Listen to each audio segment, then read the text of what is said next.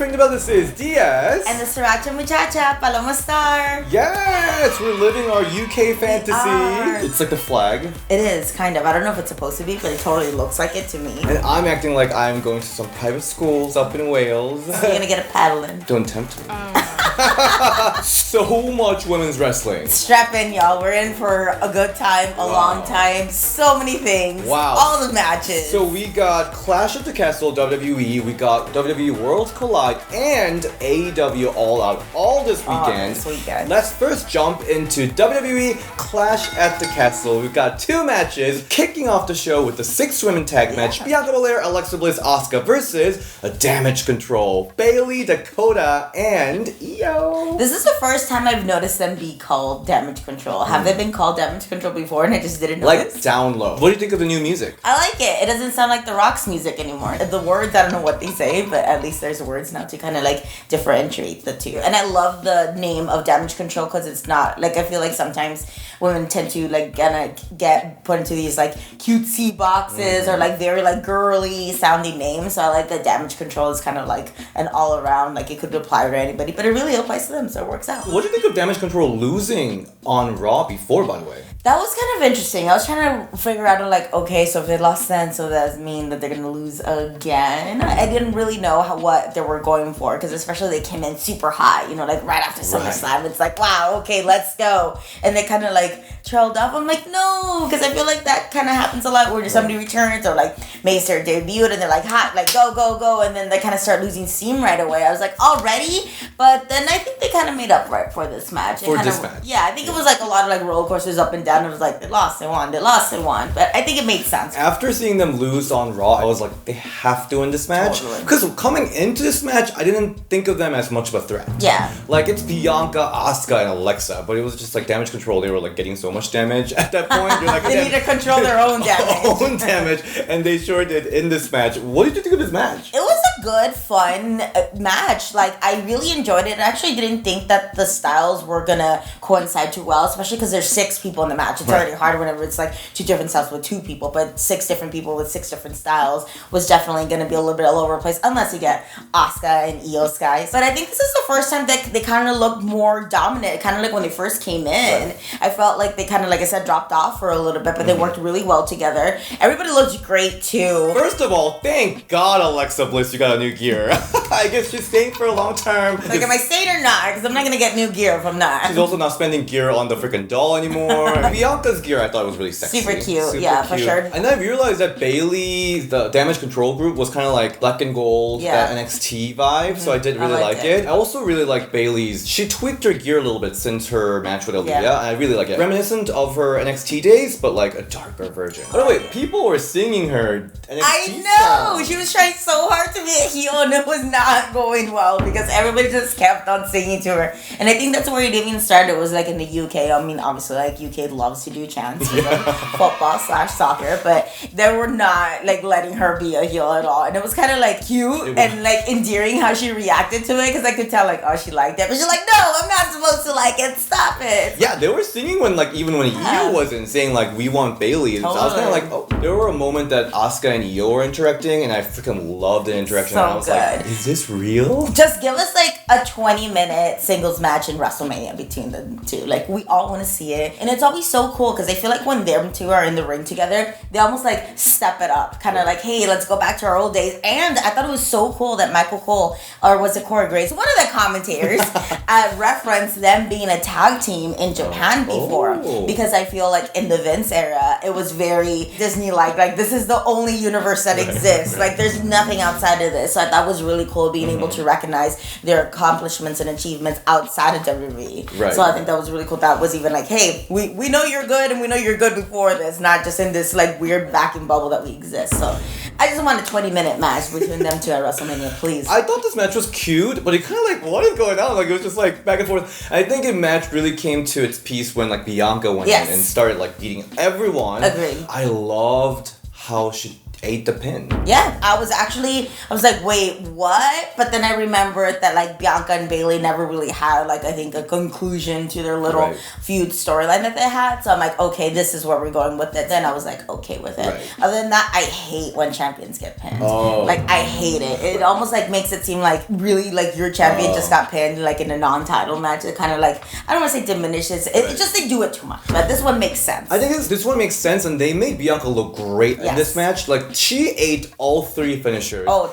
totally. And then she was finally taken out. Yeah. I was happy in both ways. I think Bianca still looked strong, but also like Damage Control looked menacing. Yeah. Finally. Yeah, definitely. And I think with Damage Control, it's more being like vicious. And with Bianca Belair, it's more about being that fighter and like having to have 3 finishes to keep you down. And while Damage Control is more of the typical heel and like it's opportunistic and more like vicious and aggression and stuff. And I kind of wish I would have seen a little bit more of Alexa Bliss. Like I could kind of would forget like, oh yeah, she's in this match.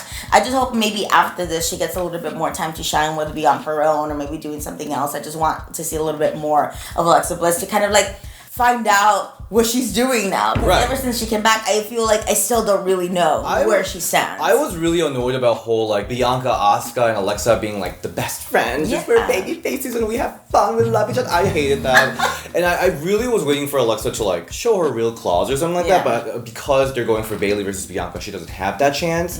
But I hope it comes out soon because I hope so too. I'm ready to see more from Alexa. Yeah, I agree. Like I said, I want to be more invested in her, and I don't think I'm at that point yet because there hasn't really been given anything to us to invest in. This was a very typical like heel versus faces match was I'm all about because the ring was cut in half. Did a great job of like Bianca getting that hot tag. Man, that's really when it picked up. And it's kind of crazy how no matter where she wrestles at, when Bianca steps into the ring, the crowd I feel like seems to like liven up and like pay more attention, which is awesome to see. But I think I'm definitely gonna see. We're now gonna see like Bianca and Bayley. I'm just interested to see what's gonna happen to the other women in this match now. I just want to say Bianca supremacy. Like stupid good. Like, good. How are you this good? And you're still like generally newer to the wrestling business. And nice. Like, what? So and nice. Beautiful. Oh she can bake. She can make gears. Like, are you for real? Seriously. And like, it's so cool how they still manage to find ways to show how strong she is without necessarily exploiting it. All the praises to Bianca Belair. I love when Dakota was like running around to like tag. I don't know if it was botched or not, but like after f***ing up the whole tag situation on Monday, she was like, wait, let me make sure that we tag. Yeah, like who's legal? Like you will know, I will know. That was really funny. And this episode is brought to you by our friends at Dossier, and that's why we smell so good. We really do. I wish this was like a scratch and sniff video so you could smell how good we smell. I got the spicy vetiver yet again, and this is so good. Literally my all-time favorites. It's like DS's like signature scent now. Yeah. It's kind of cool because it does bring a little card here that shows you what notes it has and what's inspired by. Spicy vetiver, my favorite one, is inspired by Hermes. It's a designer fragrance without the designer markup. So I don't have to break my bank trying to smell good. Definitely has a long lasting for sure. Like it still lasts a long time. It's not like you spray it once and then like it goes away 5 minutes later. It's really good. I literally get complimented on how I smell all the time. And there's so many options on the website to check out. So many. And what you can do is that you can try out, and then if you don't like it, you can return it. Other thing that I love about Dossier is that it's sustainable. Yes. It's green, so the packaging is very minimal and it's all recyclable. What's your favorite scent? One called Fruity Oak Moss. It's one that's inspired by Creed. That's usually like legit a $400 bottle of perfume. You can use our Ring the Bell 10 promo code to get that discount. Also, Dossier has a welcome offer up to 20% to the website if you haven't used them before. Right, so, and then you can use our Ring the Bell special 10% off on top of it, getting whopping 30% off. And they also have a new payment method that lets you earn store credit. Select Catch at the last step of checkout and you will earn $10 bonus credit, which is awesome! Thank you so much, Dossier! Let's move to the next match. SmackDown Women's Championship match. Liv Morgan versus Shayna Baszler. Oh my god, I need to talk about Liv Morgan's gear. Oh my god. I literally gasped so hard the moment I saw her. So good. I lived for Liv Morgan's year.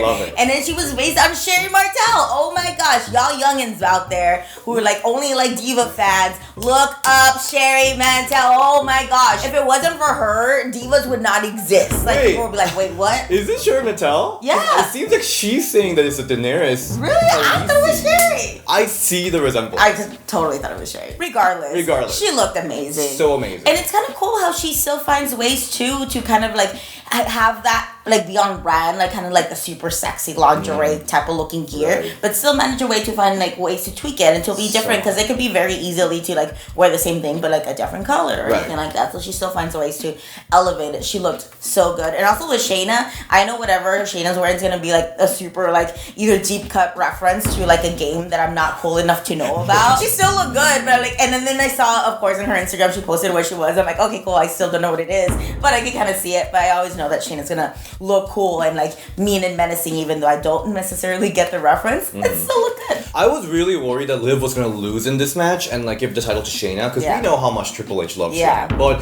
this match was to make Liv great again. It really was. I was a little bit weirded out that she went right into the submissions, but also I did see that they were playing that up where she was like training with Matt Riddle, who was an MMA fighter. Like she like was working different like combinations and reversals, but also like you're really gonna try to go toe to toe with somebody who's the submission magician and like you're barely just learning it. That's very like ballsy to do. Like, and I feel like that's almost not reckless, but like kind of like the fight nature that Liv is like constantly in. Right. Because you know it's always like the fight or flight thing. And I think Liv, ever since she's become champion, she's always had to like fighting and clawing for it. But it was just an interesting booking. I love that the whole Matt Riddle training thing came into the match. I really like that. I want to talk about Shayna Baszler in this match. The Shayna that we loved back in NXT, or maybe you hated her. Either way, she was very effective. Yes. And that Shayna is back. Yeah. She had the time to be methodical and really like break limb by limb. And you can see that.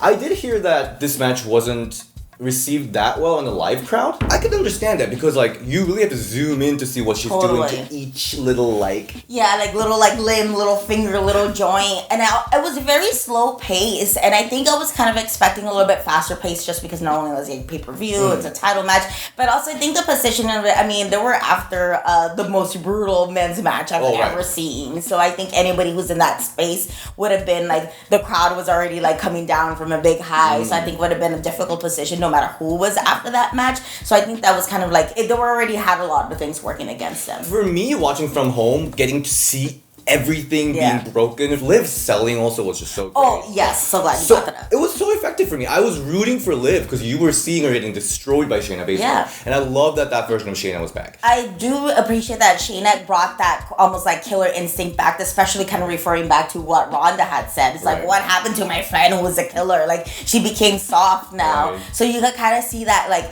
click switch on Shayna and how methodical she was, and how like the breaking of the arms in NXT, and how like dominant she was. So it was cool to see that like come from her. Like, yes, there it is. I do want to point out the whole like sunset flip powerbomb into the submission. So it was so smooth, so beautiful. A lot of these transition moves were so cool and crisp and smooth, and Liv looked great. Her selling, oh my gosh, I could not get. She's probably one of my favorite sellers right now, because she makes you believe it. Like, and her like cute little sounds that she makes that just goes so well with it. And I think honestly that kind of makes her not as a strong champion. They're like, what? How? But because you're such a good seller, you're always going to be almost like fighting from the bottom because she's such a good seller, and it kind of sucks that that's almost a detriment. But such a good skill to have that not a lot of people do. Liv did amazing. She was ballsy enough to do the submission on Shayna, which I actually really liked. She's bringing the MMA Slayer. She's an MMA Women's Slayer, which I love. She picked up the win from Shayna, and I was like,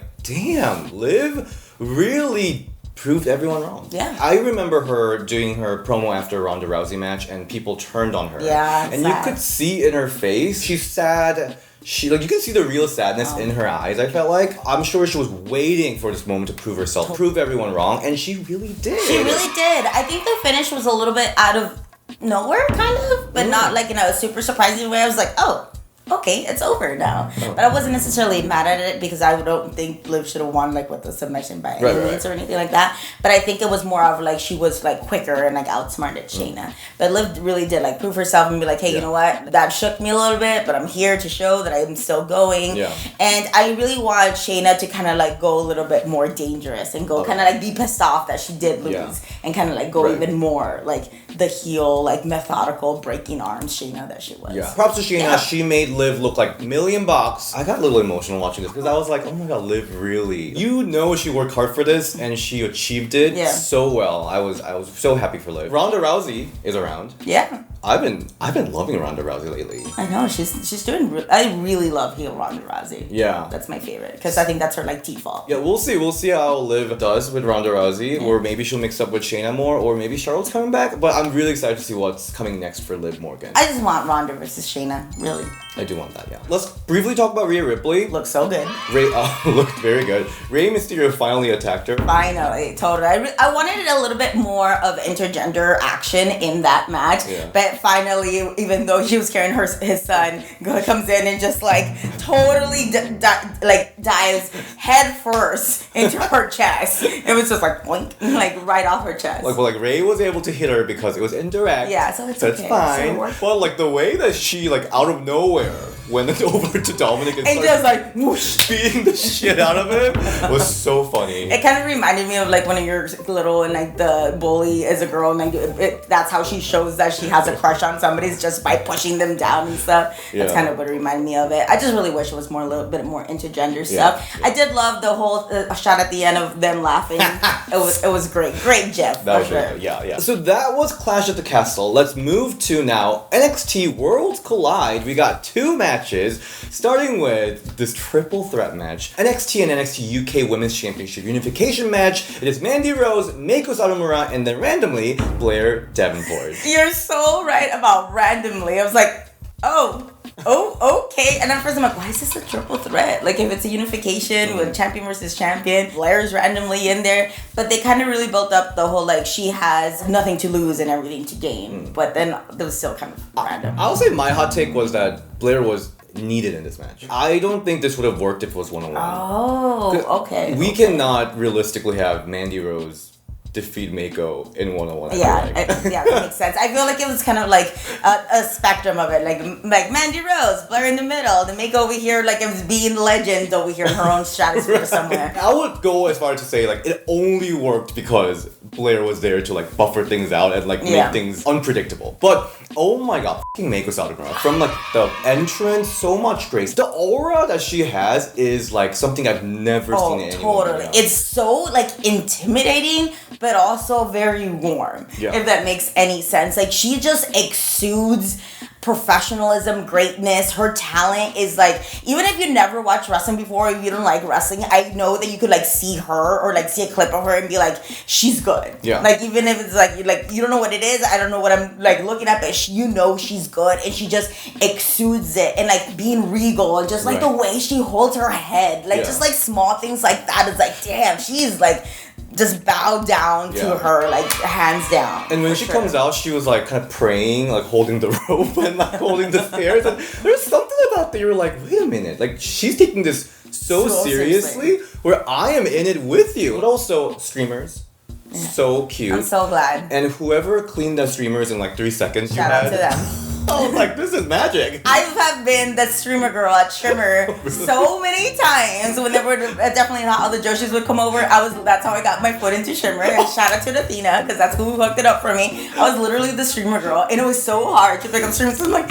not only do I have like really short arms, but there's so many of them. You have to like do all this. So shout out to the person who cleaned it up, because I've been there before, and it's so hard. I was shook. Love Blair's entrance, by the way, but Mandy's gear. Oh my gosh, it was epic. I mean, it's very Americana, but I feel like it had to be. And like she just looked so hot. Like she looked like she was probably like gonna cover like a motorcycle magazine or something that was, or like be standing next to motorcycles and stuff like that. But it worked so well. I would get kind of annoyed of the USA chants, but I'm like, okay, I get it, World's Collide. But it works so well. She turned me a little bi. I kind of go here with the end. This match blew my mind. Oh, I did not expect this match to be so good. Yeah. Not because I didn't expect that from any of the women, because I think all the women, but like, if you would have told me that Mandy Rose was able to hang with Miko, like one of the most amazing wrestlers of any generation, I would have been like, yeah, whatever, no. And like Blair obviously helping out too, but like,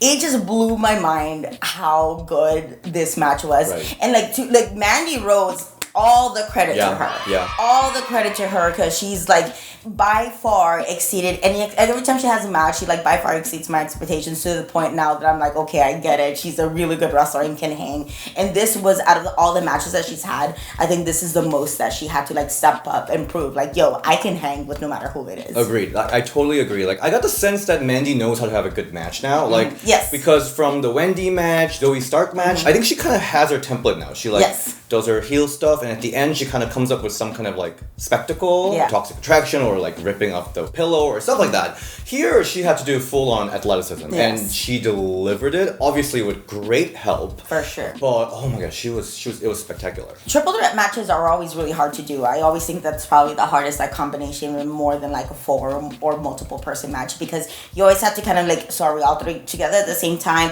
or like two people do spots while one person's on the outside. And I actually thought that's what's gonna happen too much with Mandy being on the outside. I didn't want it to be just like a Blair Miko match, and while Mandy was just like hanging out in the back like too much outside of the ring. They did do that, but not where it was like too obvious, because I was like, oh no, they're just gonna kick her out of the match and she's gonna come in at the very last second like steal a pin. But it wasn't that at all. So I really like the psychology of a triple threat match, and where they still did that but not overdid it. Everybody had their chance to shine. Oh yeah. Totally impressed by Mandy's superplex off the top rope for sure. Wow. And then the frog splash from Mako. Yes! Oh my god. There's so many parts I was like, oh my god, like from Mako just doing crazy moves. Those kicks that she does. Oh my god. I do not want to be at the receiving end of those kicks whatsoever. They look so brutal. The build up to the finish with all those falsies like definitely had me at the edge of my seat. And you could tell the live crowd was so into it. Yeah. No, I got like chills. Yes. Like the kick at the end to Blair.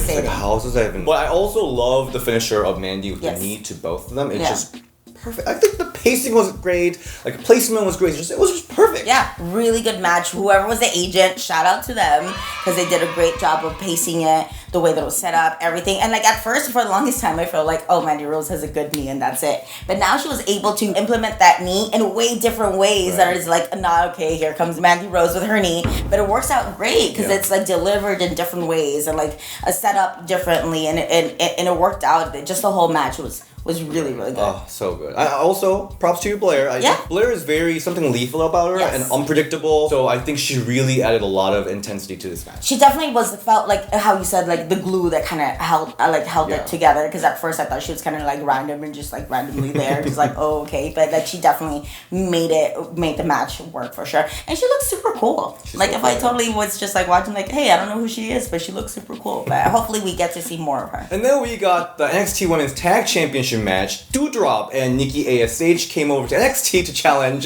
the TikTok sisters, Katana and Kaden. I think this was basically for Doudrop to beat them up. Yeah, I think so too, for sure. Like at first I was like, okay, this is a regular like tag match, and I was laughing so hard when they would say the ash drop, because I feel like the commentators totally sound like they're saying the ass drop, which makes me laugh each time they say it. Yeah, no, Doudrop beat the shit out of Katana my god. And Kaden. Yeah, it's like brutally. It was very entertaining to see that. A little bit though, I was a little confused on like who was the faces, who was the heels, especially with the finish at the end, especially with the shenanigans that happened at the end. I'm like, wait a minute, you're helping out like the faces, man? So doesn't that make the faces be a little heelish? Yeah, I don't really understand the finish of like why were they like out there? They don't want them to take the title away, maybe. I don't know. It was a little bit confusing. I'm just like, oh, okay. Yeah. And I think that for me at least overshadowed the match. I mean, it was a good match. It was solid. I don't think I had necessarily any like complaints about it, but I don't think anything like super stood out to me besides Doudrop completely kicking the shit out of everybody for sure. And all the cool tag moves that they do, like which we love, but I think we already know that they do that, right? Totally. I think we're ready for the next. We're ready for the next level. Like, we know you guys are good. That's why you're champions. Level it up. Level it up. I want to see more depth in your characters. Because even when they're like trying to hot tag, they were just kind of like, they're not like, come on, come on. No, there was none of that. They're just like, it was so good. I would do that for you. Thank you. Oh my god. Come on. And I'll be like, do it all. Just like, yeah, I was like, they're amazing athletes. We know that. I want a little bit more from them. Dewdrop was trying to get that more out, but I want more. I definitely want them to still do their cool, fun, acrobatic, kind of cool stuff that we can get, but a little bit more like, I don't know, substance to it. But I think the finish was basically to not make Dewdrop and Nikki S. Not Nikki S. Nikki Sorry, that was my bad because I just keep on saying Astro. Nikki ASH look weak. Yeah. Because she was a former WWE Raw Women's Champion. Totally. Like, come on now. Did you remember that? Yeah. Oh, you did? Okay. Yeah, I was like, oh yeah, that happened. Well, hopefully we'll see more from Katana and Kaden because they haven't been really doing anything. And not gonna lie, I think they just work better as heels. Oh, because they're like annoying? Yes. Yeah, like that. Like cool moves. Yeah. Maybe they just think they have to make them babyface because they've got cool acrobatic moves. But no, they're definitely better as heels, I think. For sure. Agreed. Right. We'll see where this goes. Alright, let's move to AEW. We got 3 matches. I know. Involving women. Look at us go. So, starting with the pre-show, it's Ruby Soho and Ortiz. Sorry. Thanks for helping me out with men's. Tony Khan was talking to me about so much men's wrestling, and I was just like, oh, no big deal. Just DS interviewing Tony Khan for like 2 hours. They're like BFFs now. So Ruby Soho and Ortiz versus Ty Mello and Sammy Guevara. I love how this match started. Oh yeah, totally. It started off great. I really enjoyed it. I was actually kind of looking forward to this because I know how Ruby Soho is super, like, kind of made her name in intergender wrestling. So she was always so good at, like, because she used to be called like the punk rock rag doll because she would seem like she'd be like just a rag doll, just like being thrown around and sells so good and stuff like that. So I was like, yes, this is great. So I think it started off really hot and good and kind of like set that expectation to like, okay, cool, let's go. When she was driving the car with Ortiz and like ran Sammy over, and when she hit Ty Mello with the trash can, I was like, this is the coolest Ruby Soho looked so far in AEW. Because I feel like that was like kind of like on brand for her to do and look like and be. And I feel like Sammy Guevara's like mortal enemy is the golf carts. Right. Because for the longest time I was complaining that Ruby, she likes playing underdog. Yeah. When I just want to see her kick ass and be cool. So I'm glad that she did a little bit of that kick ass stuff. There was some cool intergender stuff. There was. I mean, especially unfortunately Ruby getting dropped on her head, on her neck, and breaking her nose, unfortunately. Right. But it was still solid. They were still hard hitting. I feel like sometimes especially with Ty, it's kind of like she's so tiny that I feel like she has to bring it even more. But I think with her mixed martial arts background, that kind of helps out, make it a little bit more believable and a little bit more like her style. But it was a good like back and forth match. Right. I love the intergender stuff. Like I said, I wanted to see more of it. But Ruby does such a good job of being the underground and like wrestling from the bottom that it's almost like I said again, like a detriment to her. And I feel like she's always going to be used as that person to lift somebody up as opposed to her like being like the pinnacle. And unfortunately, everybody has roles in wrestling and maybe that's just her role. I'm not saying she can never be like a main star because I want her to be a main star. And it just sucks when you're so good and making other people look good. Yeah. So it's kind of like a double-edged sword. It's like, you're really good at making people look good, but you're also going to be stuck in this. But I still think she had some really good moments to shine. Right. Like, she looked super cool. I just wish she looked super cool and more powerful all the time as opposed to just spots. I love the superplex spot. I don't know when she got injured, but that when she dropped on her neck looked a little ouchy. Ty Conti finished this match with Ty KO, and then you can basically hear her say like, "Are you okay?" Yeah. And then there goes Ruby, just gets like, so she leaves right away. And the referee was checking on her. Yeah. Right on the face. Hope Ruby's okay. Yeah. There's definitely some injury bug going on in AEW. Totally. So. But it was a fun match also. It was a very fun match.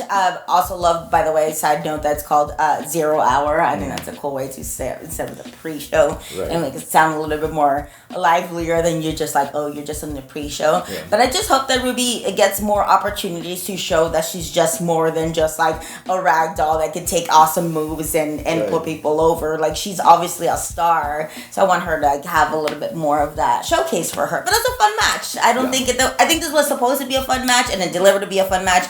I wasn't necessarily expecting it to be like a technical showcase by any means. I think it was exactly what it needed to be. So going into the main show, we first got TBS Championship match. Athena, the Fallen Goddess, versus She-Hulk, Jade Cargill. Oh my god. Both looked so good. So cool. I love Athena's makeup and those white contacts. So good. She's so cool. She really is. She's like the coolest. Like, I feel like I want to sit in the same table as her at school. I want to sit on the same table too, to like yell at her. Like, I know you want to be cute, but like, you're cool. You're cool. Just stay cool. But that wing, her makeup, the eye, look so cool. Good. But then the She-Hulk came out, crashing the freaking wall. Oh, totally. That was a lot. That was like, oh, we're doing this. Okay. I'm not gonna lie, what threw me off was the green body paint. Like, I felt like it was like half-assed put on. Like, if you're gonna be She-Hulk, go be She-Hulk. Like, there's so many cool cosplays that I see of people dressing up as Hulk or She-Hulk, and they're like super cool green body paint. I feel like you couldn't have like hit somebody up and be like, hey, how do you do your body paint? It was like half her face, and then there's some like textures or some other. I was gagged because I'm currently watching She-Hulk. I do like it a lot. Did you see the twerking scene yet? Yeah. I do like it. So Disney's She-Hulk is getting a lot of shit because like they're using CGI. And Jade Cargill was just there in person looking like actual Hulk. Actual She-Hulk. Like, just use her. You don't need to be CGI, but she looks like that in real life. This match got some flack because it was only 5 minutes. Yeah. I do have to say, I did really enjoy what I saw. I did too. I think for me was more the build-up because I never really felt like Athena was gonna be the one to end Jade's like undefeated streak, unfortunately. Like on paper I could see that, but the build was the build wasn't there for her. Because the match itself was solid. I really liked it, and I feel like this is like like Athena almost had to be like, all right, I'm gonna wrestle around Jade's like strengths. And that's what you should do, like, because you shouldn't like wrestle somebody and like kind of exploit like what they can't do the best or anything. So I think Athena was really smart of like, okay, we're gonna do stuff, we're gonna do moves that showcase both of them. But it's just a built up that I never really necessarily like believed or like had me at like, oh, is this really gonna happen? Like, is this really finally it? So that's what I kind of like wish there was more of, and I think would have made the match a little bit more like exciting, more of a nail biter, even if it was on the shorter side. And I'm actually okay being on the shorter side because I feel like if it was longer, that's where we probably would have seen a little bit of Jade's inexperience. And like, while Jade is really good at how she is in the time that she's been wrestling, she definitely does not even shine a light with the amount of years that Athena's been doing it. Right. So I think that the amount of time that they had was good for what they had to work with. And I think as they go on, Jade can have better, longer matches, but I think for the time being, having shorter matches like this is what works best for Jade. But I did like what we saw. Again, I liked what I saw. I wish they had longer time, especially because she had longer matches with like Anna Jay in there, which didn't do the best. But if she's in there with Athena, I feel like I feel pretty comfortable that she can have longer match. But this match itself, I was very entertained. I could not believe Athena went for O-Face right away. Right away. Oh I loved my god, it was so good. And it makes sense though. Yeah. It makes sense. Like, if you're trying to beat somebody who's like undefeated, why wouldn't you go for your finisher right away? Right. And then the baddies were kind of late on the queue. Yes, I know. They did make it. But Athena, like, the way she drop kicked to Layla. She just like went flying. Like, and the best part is like, I don't know how she has that strong, powerful drop kick from the outside. Like, you're literally just standing there. She just goes. It's just like, that should be the missile drop kick, not the missile drop kick that people do from the top. That's just like devastating. So just like, good. It kills people every time she does it, and it works out so well. I would run away like Kiara. Like, I was like, Kiara, I feel you. Like, running away. Same girl, same. Even the last sequence, I actually really liked. Yeah, I liked it too. I really liked how they went for a lot of like bigger, higher, like risk moves in such a short match. Because I feel like sometimes when you have a shorter match, you're like, oh, well, we could only do like one high spot. Right. But they still did a lot that seemed like it was very like high risk, high reward. I want to just put it out there. I think Athena deserves so much better in AEW. She's so cool. Yes. I know that she's been trying to be cutesy. Let's be 100. Let me keep it 100 with you. I'm that bitch. Like, every segment that she got to do, she was like a little bit too cute for me. But I hope AEW like knows how to book her well. Yeah. Cool, badass Athena.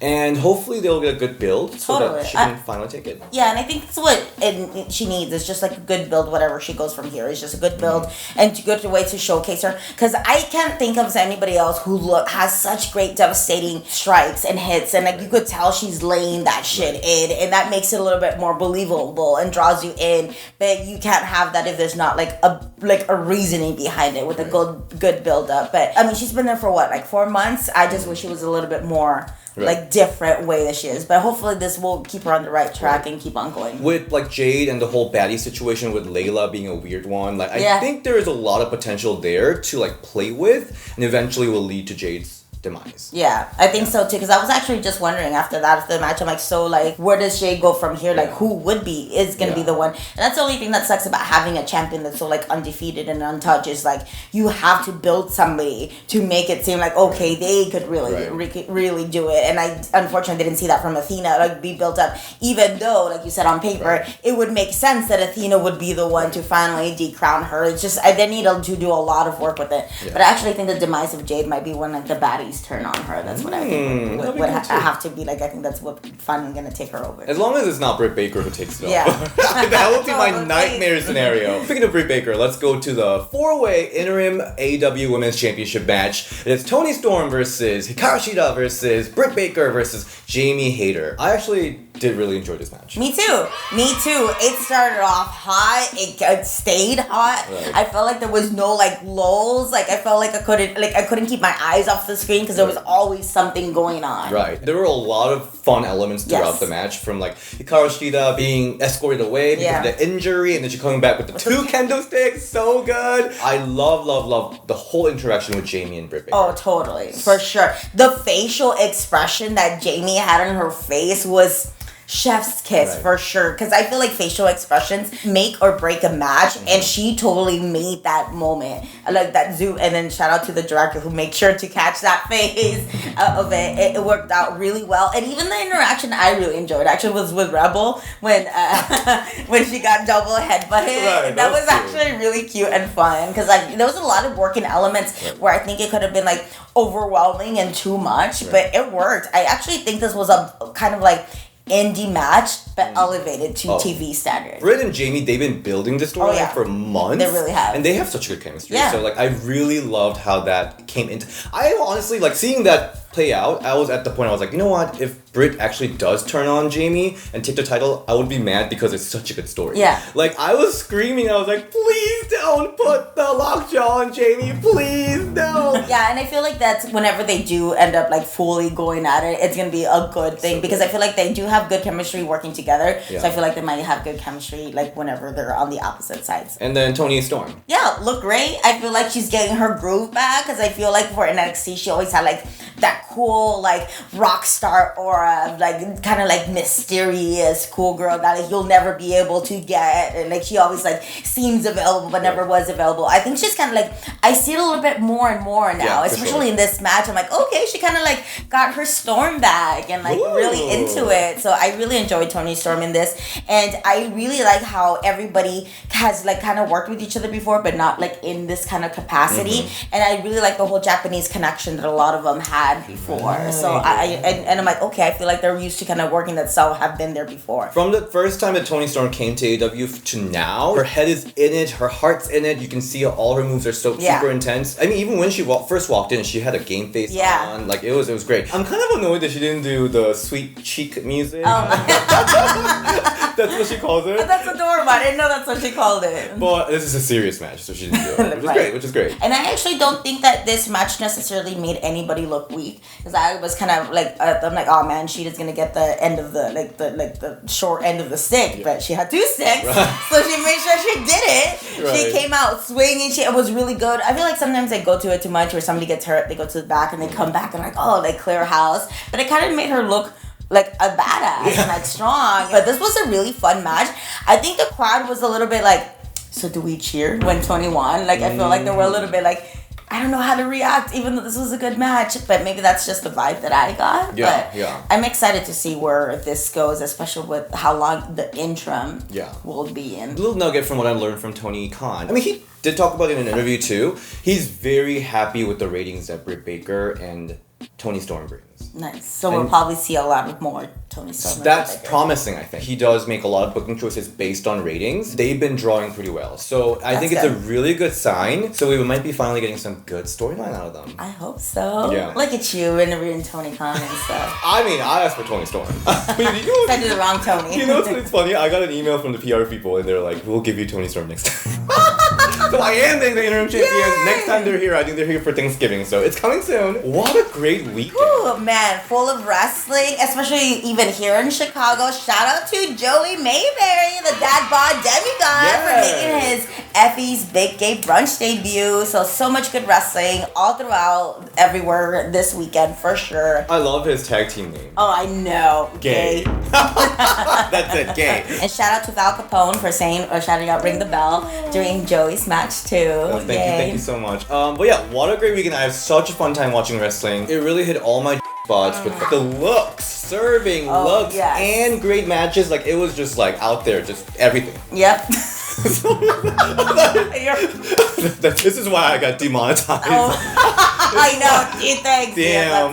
But yeah, no, such a great. And then what's great about it is that I want to see what's next. Yes, exactly. From all of them, for sure. And that's what I think the best thing to do is like leaving you wanting more. Right. Of course, leave a whole bunch of it out there and do cool stuff, but also what you want to do is bring people in the next week or the next pay-per-view or be like, oh, what happens next? Because that's what really we want out of wrestling and just women's wrestling and any kind of wrestling in general. Yeah. It's just like, tune in for more, just like our videos. Yes, it's finally time to let Paloma go and enjoy the last of summer. So, Paloma, where can we find you? You can find me at Paloma Star on Instagram and Twitter, and who knows, maybe you'll see me at a ring near you soon again. And you can find me at DS Shin and Ring the Bell DS on Twitter, and make sure to use the promo code to get your discount at Dossier and smell great like us. We really do smell good right now. Alright, we'll see you next time. Bye! Bye!